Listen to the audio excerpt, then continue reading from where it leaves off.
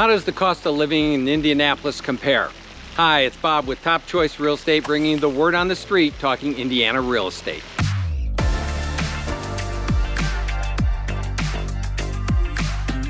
So, does it cost a lot to live in the greater Indianapolis area? And how does it measure up with other places? Let's take a look. Hey, first, this won't take long. It's really pretty simple. Big picture. U.S. News ranked Indiana as the 15th most affordable state. That puts it in the top 1/3 of states to live in if you want affordability. Let's break it down. Number one is housing. Americans spend 35% of income on housing. The median existing house price in Indiana is $258,000. That's 4 times the median average earnings. Nationally, it takes 6 times average earnings to buy the average house.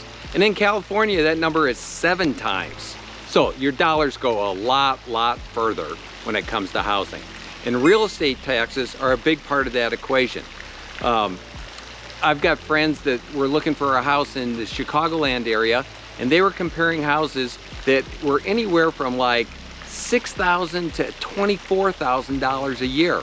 And those taxes would have been like $4,000 here. So huge difference. We have a fiscally sound government, which means to you generally lower taxes. Real estate taxes are capped at 1% of assessed value, which is a number that's somewhat less than current market value. You'll have to ask me to explain the complicated equation, but that's the nuts and bolts of it. I mean, you can do the math. Real estate taxes on that $258,000 average house run around $215 a month. My team and I have actually taken the time to create the ultimate relocation guide. The guide is 100% free. Just click the link in the description or the top pinned comment. Number 2 is transportation. Americans spend 16% of their income on this. Fuel typically runs about $1 or $2 cheaper here than in Chicago, and close to half what it runs in California. And with very few illegal immigrants, uninsured motorist insurance is low. And speaking of insurance, let's talk homeowners. We have no hurricanes, no major floods, no wildfires. Our biggest natural hit is usually hail. Number 3 is food, which includes restaurants. That takes up about 12% of the average budget. Hey, we're an ag state, so food prices are pretty darn good. Plus we have lower regulatory costs. Indiana is a business-friendly state.